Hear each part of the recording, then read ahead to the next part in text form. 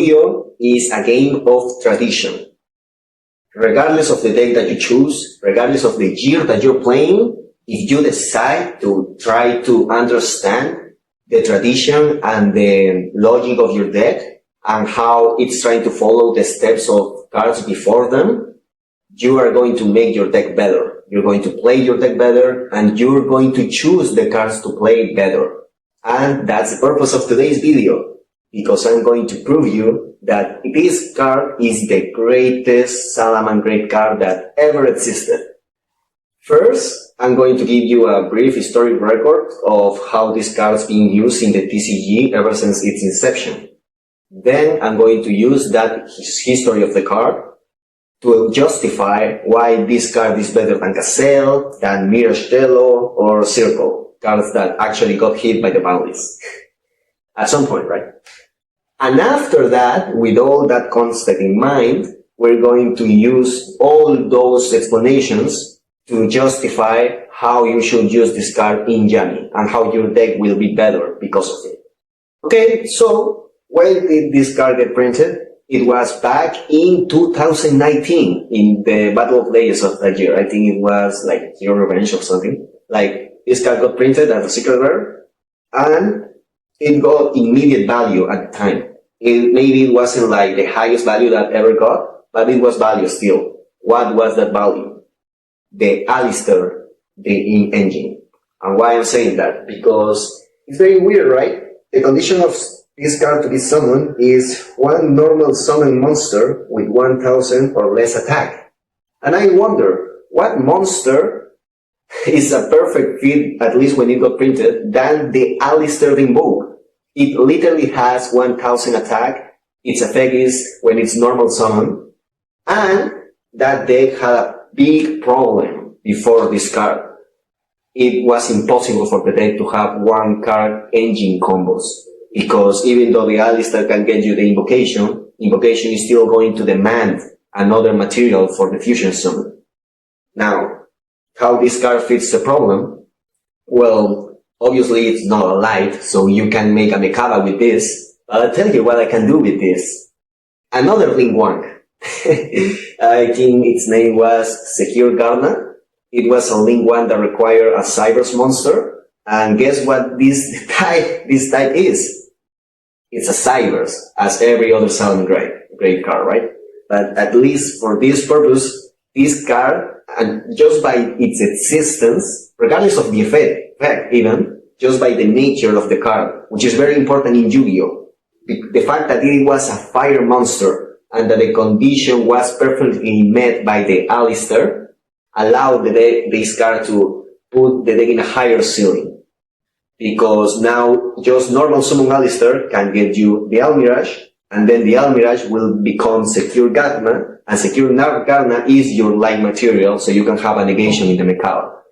Which I know that right now it doesn't sound like a lot, but we're talking 2019, and thanks to the logic and the Eldritch support, Alistair, the Invoke, actually won a big tournament, like a YCS-like tournament during the pandemic in 2020. It was won by Andres Torres, beating Cameron Neal, if I'm not mistaken. So, it's not like, even with the first purpose of this card, it's not like it didn't win anything. Like, it gave a big boost to the Alistair engine, which allowed the deck to be consistent enough that when the Eldritch engine came, like some months later, the Alistair, an engine from 2014, I think, or 16, I can't remember right now, become the best deck in the format, to the point that it won the biggest tournament available at the time. But let's go back to 2019 for a moment, because there's something else that should be talked about this card, because this almost won a YCS, and it has a lot of YCS spots, because this card, and only this card, allows two whole different engines to be mixed in one of the weirdest decks, like in the idea of consistency that I've seen, at least these last 6 years. Cyber Orcus. I don't know if a lot of you played back in the day, but Cyber Orcus was a real thing, to the point that in the YCS that almost won when it got second place, The first place was playing in the extra deck a specific fusion monster that can out specifically the Cyber Orcus endboard. That's how powerful this deck was. And it was all because, or almost all because of the Almiraj. Now, this time we won't care that much about the attribute. We won't even care about its typing or what other kind of following plays allow us, because in theory, its role could be fulfilled by any other link monster, except for the condition of the summon. This card is the only link that allows you to send the normal summon Cyber Dragon that the deck has. I don't remember, I think the name is Core. I'm gonna put a photo there, like you're gonna know the card. But this was the only link monster, or the only monster whatsoever available in the extra deck that allows that Cyber Dragon monster to go from the field to the graveyard by itself, because you can use it as material for this card. And why is that important? Because that Cyber Dragon has an effect when it goes to the graveyard that allows you to make more ambiguous plays in a way that Cyber Dragon Core, I'm pretty sure it's Core, I'm sorry if I'm mistaking the name. But the point with that Cyber Dragon normal summon monster allows you to give you both engines. You could get the Cyber Dragon Nova to make Infinity, and after that you could go to the Orcus combo. Or whatever the Orcus combo back. I think for that moment it was only the Galatea, the thing used on the counter trap, but which back in the day was a really lot. A lot more if you add the Infinity just right there sitting. So as you can see, just months after this card got printed, it took two completely forgotten decks, the Cyber Dragon and the Alistair, and not only took them back into the fight, but it took them single-handedly to the top of the meta. And you need to remember, the Cyber Dragon cards were really old cards, like from years. Even the Cyber Dragon Infinity, I think, was printed back in 2016, and we're talking right now in 2019. The same goes for the other engine, the Alistair, as I told you before. So you can see how powerful this card was. And we haven't even talked about the effect yet, which is very important for me to discuss. Because as you can see, the power of this card is coming, at least at the moment, in my explanation, from the nature of the card. The value of this card is because of its summoning condition, and because how it could use as a material for further cards to make further combos.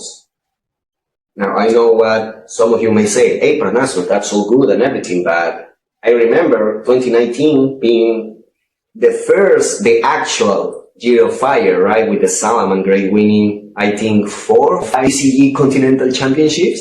Like, it was a complete dominance back in the day.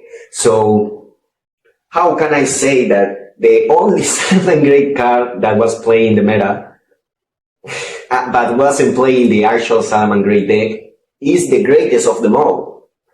Because, like, 2019, the Salamangreat deck got a lot more tops than this, like any deck that was using this card. But remember, this is not a 100 meters sprint, an eternal marathon. And when it comes down to it, in 2020, Salamangreat was kinda shitty, while this card all won the biggest tournament available. We go back now, just going back to last year, 2024. Like, come on, who gives an F about every single Salamangreat card? Like, you rather have your opponent normal summoning Gazelle than normal summoning Snake Eye Ash, you know, or like that Tenpai Chondra or something like that. Like, Salamangreat was way forgotten back in last year. However, there was one Salamangreat card that was used a lot, Almiraj. And now we can add a new layer for the value of this card. It's a Cyber's monster. And I know that all that worked before for the Alistair too, because the Secure Gardener requires a Cyber's too. However, the purposes of these cards being a Cybers change for 2024. Because now you actually want to use these Cybers for link 2 or 3s. Why? Because of the malice. So the reasoning for me to tell you that this is the greatest Salamangrate card ever is that always comes back to the format. Regardless of if it's the same purpose, of it's the same value but reinterpreted for the new deck that it's playing, like for example the Cyber's purposes, regarding the Alistair and the Malice deck, allows this card to always exist in the meta. Like when you review Yu-Gi-Oh! Not as 2025 or 2024, as the last 6 years, what is the most predominant Salamangreat card that has the most tops in most different decks and will still be having more tops because the value of this card is not linked to a specific engine like the Salamangreat, and not even to any specific purposes, because this card has the value of changing attributes, of summoning a light monster out of nowhere, of changing the type of your monsters, of becoming a normal monster, an effect monster. It gives you an arrow below. There's a lot of different uses for this card just by the nature of this card. Look how we haven't even talked about the effect of the card yet, and still can find a lot of different purposes just for the nature of this card. And you really need to value that. Like every single card that you read, make sure that you are aware of the attribute, the type, the attack and defense. Everything is important in Yu-Gi-Oh! Ever since the beginning is important. You always need to try to look for that. And that is why, for example, I love this card. And why I love this card in 2025 is if Malice is going to be dead in less than a month, wouldn't that mean that this card will be irrelevant again? Well, I think the contrary, actually. I think the Yami deck will take Salamangreat Almirage to further steps that this card wasn't available to be before, because this time we can actually exploit a lot the effects of the card. But first, let's go how you can take maximum advantage of the nature of the card, like the characteristics of the card, okay? First, consistency. Like we all know, Yu-Gi-Oh! Is a consistency game for a lot of the time. So how this card allows consistency in Yami? Yami always going to start plays with a level 1 monster and a link 1 monster. Therefore, if there's a way to consistently create link 1 monsters on the field, it's going to be a plus for the Yami deck to have those options. The same way that Malice a lot of the time is going to normal summon a more Charmy to make Almirage, is the same way with the Yami deck. There's going to be grind days or specific scenarios when you're going to need to make an Almirage out of nowhere. You're gonna have to normal Ash, you're gonna have to normal Amucharmi. And remember, if you're in this scenario, I know that there's a lot of contracts that are level 1, but most of them you're not going to play them, like maybe draw, but you're not going to play Blader, maybe Crow in the side, that's that decided still, so you're gonna use it when going second. So if you use it when you draw it, the value of the possibility of that card becoming the Almirage is going to be, the anime is going to be less. So the anime is going to be tricky and is going to be less consistent than this card. There's almost double scenarios when you can summon this card when you can summon the anime. And remember, every single Yami has 1000 attack or less. So every single Yami that can make anime can also make Almirage. But not every single card that can make Almirage is going to be able to make the anime. So this is going to be way more consistent. And don't tell me that, oh, anime has the effect to suck a monster, because, come on, that's never going to happen if your opponent is not that, you know. So that's for the summoning conditions of the Almirage in the Yami and how this is better than anime. Come on. Okay. Now let's go by the typing. I know that anime is a spellcaster, so technically it's going to fill the purpose of going against there can only be one, because you can just normal summon a Yami, make the anime special summon another Yami, and make the SP or whatsoever. I try to do something, right? However, Droll and Lockbear is a spellcaster monster, which means that there's at least one monster that under Derkan won't be available to summon the link one that you need to go further place, and for example the SP, etc.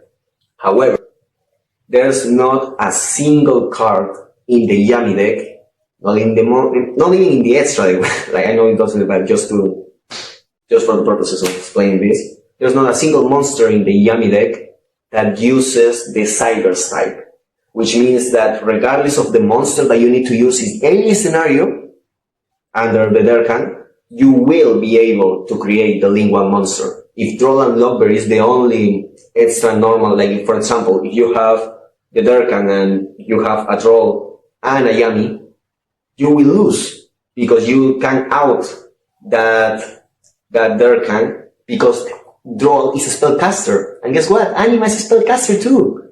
So you can normal summon the Droll and make a Link 1. However, if you play the Almirage instead, you will be able to play those games. There's going to be a lot of games that you won't be able to play if you don't have the consistency that exclusively this card allows in Yami.